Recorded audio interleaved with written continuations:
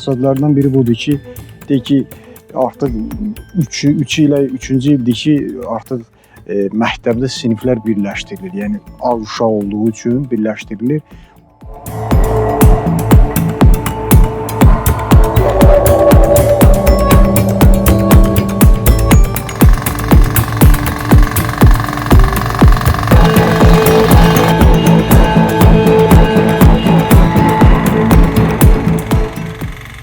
İstəyərdim ki, orta məktəb qurtarandan sonra köçəsən buradan, yoxsa burada qalmaq fikrin var? Onu dəqiq deyə bilmərəm. Həm Bakının, həm buranın üstün cəhətləri var. Məsələn, burada turizm çox yüksək inkişaf edib. Təbii şərait yaxşıdır. Turizm Ekosistem nə inkişaf eləyib burada? Turizmlə bağlı nələr inkişaf eləyib burada?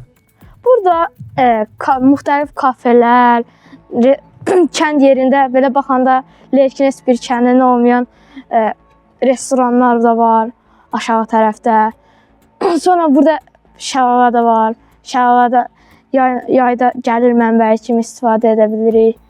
Daha sonra Bakının üstün cəhətləri o da bura kimi yaxşı iş tapmaq mümkündür orada da. Bir tərəfdən də Bakı fabriklər çox olduğu üçün Bakıda təbii ki, şəhər yeridir, paytaxtdır. Bu olmalıdır. Ona görə də Bakıda yaşamaq elə bil ki, zərərlidir ağciyərlərə, az miqdarda da olsa. Sən böyüyəndə burada qalmaq istəyirsən, yoxsa köçmək istəyirsən buradan?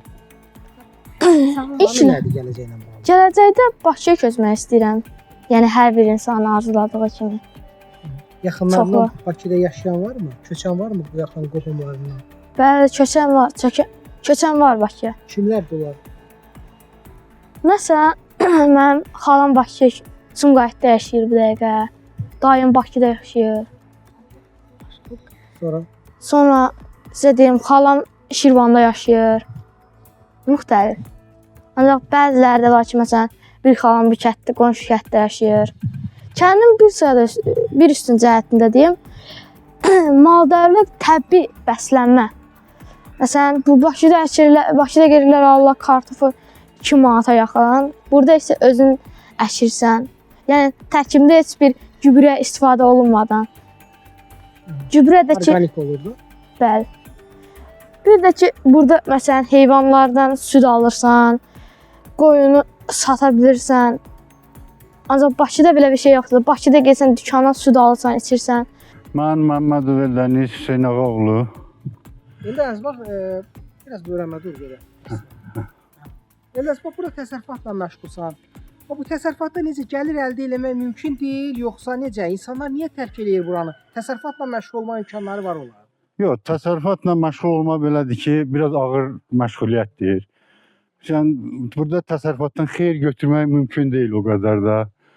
Ona görə də məsələn biz burada bu sahəni əkirik, özümüz üçün ailəmizin tələbatını güclə ödəyirik.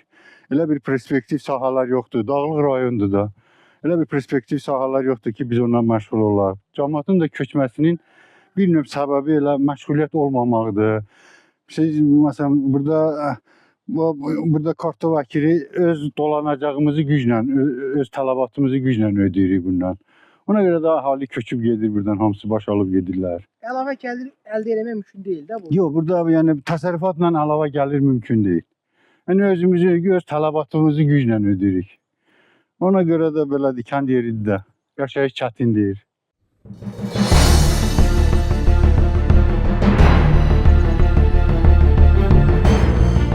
Ümumiyyətlə bu köçmə prosesi demək olar ki, Respublikanın hər yerində var. O cümlədən bu kəndə də var. Biz həm də qonşu kəndlərdə də var. Köçmənin bir nömrəli səbəbi işsizlikdir. Çünki iş olsaydı cəmiyyət burada qalar. Demək olar ki, cavanların 70% kənddən köçüblər. Gediblər, orada şəhərdə özlərin üçün iş qurublar, işləyirlər. Amma burada olan uşaqlarda müəyyən işlər ki qalıb, həm bu təhsil sektorunda iş qalıb, deyək ki, kommunal sahələrdə işlər qalıb. Onlar da o işlərə görə qalıblar, hələlik burada işləyirlər. Ancaq bu köçmənin başqa fəsadları da var. Məsələn, fəsadlardan biri budur ki, deyək ki, artıq 3-cü ildir ki, artıq məktəbdə siniflər birləşdirilir. Yəni az uşaq olduğu üçün birləşdirilir. Ola bilər gələcəkdə bəlkə 5 ilə, 10 ilə məktəb də bağlanacaq. Çünki uşaq yoxdur məktəbə getsin. Ələxüsus da bu bizim qonşu kəndə, xırda kəndlərdə daha bu problem qabarıqdır. Çünki onlarda sırf ibtidai siniflərdir. Yəni iş olsa sözsüz ki, burada uşaqlar qalacaqlar işlər. Mən özüm 2 övladım var. Məsələn, onlardan biri müəllimliyi bitirib, tarix müəllimi. Burada belə bir iş saatı da yoxdur. Ya da gedəcək hansısa Lərikin Ucqar bir kəndində iş tapacaq, bilmirəm, olar olmaz. Həm də ki, bu köçmənin ikinci səbəbi də ki, insanlar da biraz modern yaşamaq istəyirlər, daha istəyirlər müasir yaşasınlar, müasir işlər tapsınlar. Ancaq ümumi baxanda çox pis bir haldır. Çünki bunun xeyri var, şəri var. Çox vaxt görürsən gəlmirlər. İnsan rəhmətə gedəndə görürsən gələnlər də az olur. Ümumiyyətlə yaxşı hal deyil. Hə. Məsələn, kənddə olan bax infrastruktur necədir? Qaz, işıq, su, internet, bu təchizatlar normaldırmı? Yəni bizdə kommunal məsələlər biraz işıqda problemlərimiz var. İşıq biraz ümumiyyətlə xətt, yəni trassa uzundur, amma qalan kommunallar var. Düzdür, dövlət çox işlər burada görür. Müasir məktəb tikib, deyək ki, müasir poçt, ATS tikib, qaz çəkib. 2019-un noyabrında qaz açılışı olub bu kəndə. Amma yenə də bütün bunlarla iş düzəlmir də, çünki işsizlik problemdir. Lerik elə bir ərazidir ki, burada ancaq yaydan yayadır da, turistik ərazidir. Demək olar ki, bu tikintilər də yayda daha çox olur, ustalar gedib işləyirlər. Bir də bu qonaqlar gəlirlər, bu kotejlərdə, evlərdə məskunlaşır, turizm.